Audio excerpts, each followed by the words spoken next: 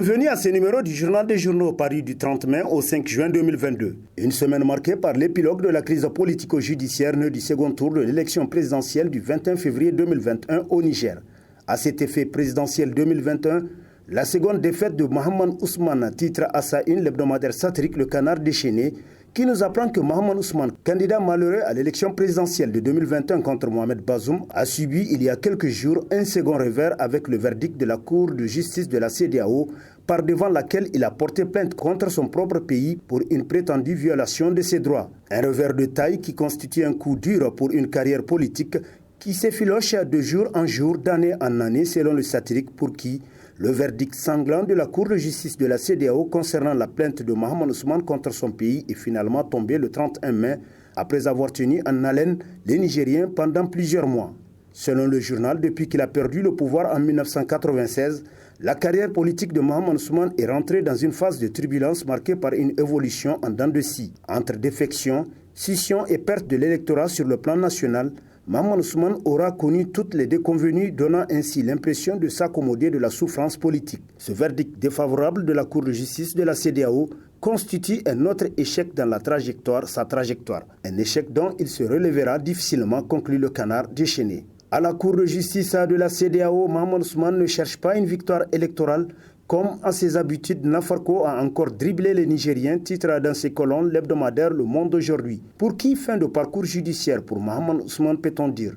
Ça y est, l'on connaît désormais l'épilogue du combat judiciaire que Mahaman Ousmane, le challenger de Bazoum Mohamed au second tour de l'élection présidentielle du 21 février 2021, a engagé. La Cour de justice de la CEDEAO, qui a reporté à 2 reprises son rendu, vient de rendre son verdict. Elle a rejeté toutes les accusations portées par Mahaman Ousmane. Elle a tranché en faveur de l'État du Niger, mettant ainsi fin aux illusions du premier président démocratiquement élu en 1993, mais destitué par un coup d'État militaire, nous rappelle l'hebdomadaire qui poursuit que son conseil ne gardera sans doute pas le silence et expliquera aux Nigériens comment a-t-il glissé de la contestation des résultats électoraux à une violation des droits humains de son requérant par l'État du Niger. Les Nigériens, eux, s'interrogent, est-ce possible qu'il ait été mené en bateau? Se demande Le Monde aujourd'hui qui conclut. Les spécialistes du droit sont également interpellés afin d'éclairer la lanterne des Nigériens.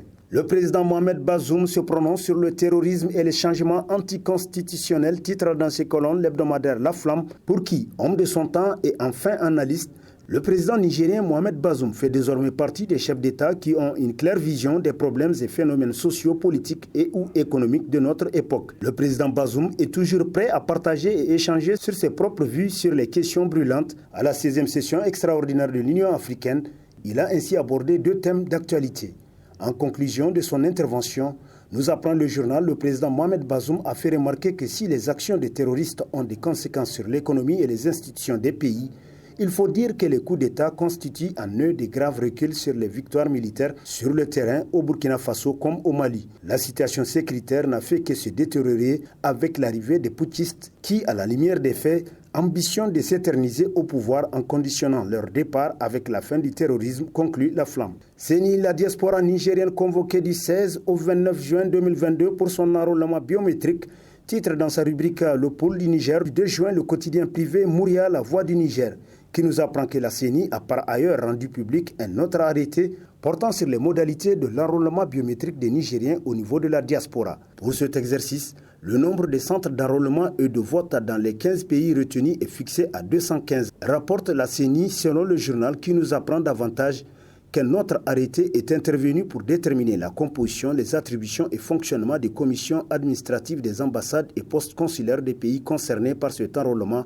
ainsi que celui concernant la nomination des membres de ces différentes commissions. En rappel, lors des dernières élections, les Nigériens de la diaspora n'ont pas été enrôlés pour cause de la pandémie de Covid-19, conclut Mouria. Insécurité dans le Sahel, 103 terroristes neutralisés sur fond de montée en puissance des fans, titre entre autres à sa une l'hebdomadaire Niger Interebdo, qui nous apprend que dans les nombreux îlots dont le lac Tchad est parsemé, les terroristes de Boko Haram et de sa branche État islamique en Afrique de l'Ouest ont constitué de nombreuses bases à partir desquelles ils s'attaquent aux positions des armées du Tchad, du Niger, du Cameroun et du Nigeria. Pas plus tard que la nuit du 24 au 25 mai 2022, une centaine d'entre eux se sont affrontés avec les soldats des FAN.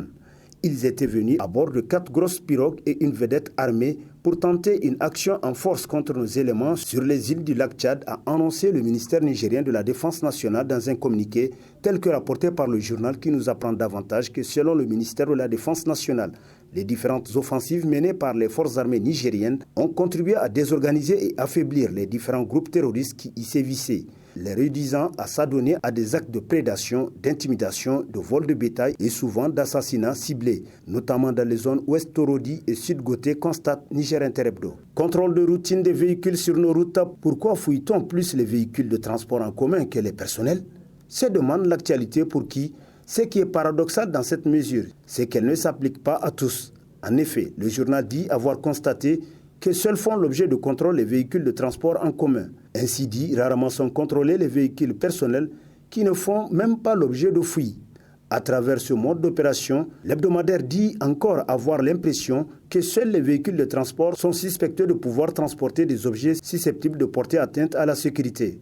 Or, nos forces de défense et de sécurité oublient que cette mesure qui ménage les véhicules personnels pourrait être saisie comme une aubaine par certaines personnes qui se déplacent à travers les 10 véhicules pour faire le trafic illicite d'armes et de drogue, car ils savent d'avance le traitement qui leur est réservé selon le journal qui renchérit. Pour preuve, combien sont-ils les véhicules personnels qui ont été pris dans le transport illicite d'armes et de drogue? Pour cela, la prudence doit être de mise, autrement dit, les véhicules personnels doivent être fouillés de la même façon selon l'actualité. Le zèle de Pierre Foumakoye Gado avec plusieurs garde-corps, le haut représentant du président de la République a-t-il plus de pouvoir que celui qu'il représente? Se demande l'hebdomadaire satirique Le Canard en furie, pour qui l'homme n'a pourtant rien pour prétendre à cette hauteur, manquant autant de charisme que d'élégance pour charmer politiquement.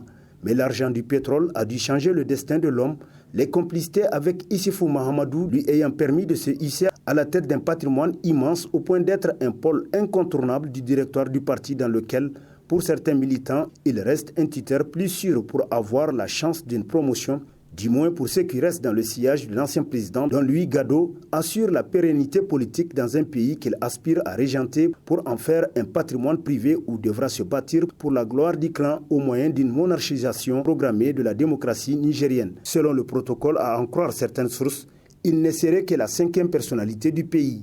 Mais alors, pourquoi devrait-il mériter tant de garde-corps? S'interroge Le Canard en furie.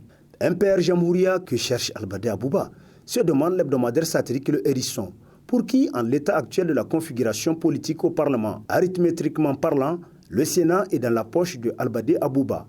Alors, qu'est-ce qui le fait autant courir? Se demande encore le journal, d'après qui ceux qui ont pensé que son opération phagocytage à la veille des élections générales de la période 2020-2021 avait pour objectif de combler le vide laissé par les nombreuses défections enregistrées au sein de son parti se sont apparemment trompés dans leur analyse. Voilà qu'après le mouvement de l'unité et le redressement de la nation de Mamoudou Jibo, le PLD haut niveau d'Aboubacar Seydou Ganda, Albade Abouba poursuit son offre publique d'achat politique. Au suivant du MDR Tarna qui vient de se fondre à son tour dans le Imper Jamhouria le 15 mai dernier, on parle de plus en plus du MDEN Falala sous la houlette d'Abdelkader Tidjani qui annoncera sa fusion au parti d'Albade Abouba dans les prochains jours après son congrès qui s'annonce tumultueux à l'horizon selon le satirique qui poursuit. Selon les mêmes indiscrétions, il n'est pas exclu aussi de voir l'arôme magie politique mélangé dans les ingrédients de cuisine pour assaisonner la sauce d'Albade Abouba. Autrement dit, le MPN Kishinkasa serait en réflexion avec le MPR Jamhouria pour aller au-delà du pacte actuel.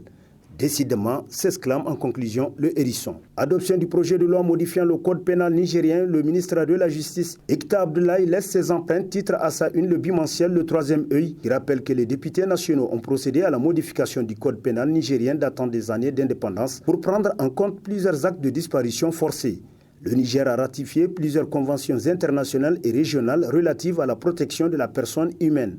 La modification ainsi apportée à notre code pénal et de code de procédure pénale concerne essentiellement les peines qu'encourent les auteurs, co-auteurs et complices des actes forcés sur le sol nigérien, nous apprend le Troisième œil, pour qui il faut à juste titre tirer un chapeau au ministre de la Justice, garde des Sceaux et les membres du comité chargé de faire des propositions concrètes sur les présentes réformes adoptées par la représentation nationale. Pénurie de gasoil, à chacun son bouc émissaire, titre dans ses colonnes l'hebdomadaire Le Courrier qui constate qu'alors que le ministre du Pétrole, après une enquête minutieuse, a situé les responsabilités, un membre du syndicat patronal des transports des hydrocarbures n'a pas trouvé mieux que de charger le directeur général de la SONIDEP. L'actuel directeur général n'aura pas du tout bénéficié du soutien de certaines influences du PNDS. C'est le président de la République qui aurait, en dépit de très fortes pressions, pesé de tout son poids, de tout l'entêtement dont il est capable pour imposer l'actuel DG, dont la probité, selon plusieurs sources, ne fait l'ombre d'aucun doute, nous apprend le courrier. Violence au sein des établissements scolaires, l'école est-elle devenue un moyen de frustration ? Se demande dans sa rubrique Société l'hebdomadaire Le Nouveau Républicain, qui constate que depuis un certain temps, sur pratiquement toute l'étendue du territoire nigérien, les enseignants ne font qu'être violentés dans l'exercice de leurs fonctions, et ce, par les scolaires qu'ils encadrent. Cette situation, faut-il le rappeler, est tout à fait surprenante pour qui connaît bien l'écart ou la marge de respect qui existe entre enseignants et enseignés. Cette même violence a occasionné, il y a quelques semaines, la mort d'un enseignant à Tawa selon le journal qui poursuit. Il revient en ce sens aux autorités compétentes d'asseoir le débat autour de cette fâcheuse question pour davantage savoir les motifs de ce dérapage. Ainsi, il serait plus facile de pouvoir trouver des pistes de solutions durables en la matière, et ce, pour éviter de retomber dans les mêmes problèmes, conclut le Nouveau Républicain. Et sur ce prend fin le présent numéro de la revue de presse. Prochain rendez-vous, plaise à Dieu dans une semaine, avec toujours la même passion de vous servir. Bonne lecture et au revoir.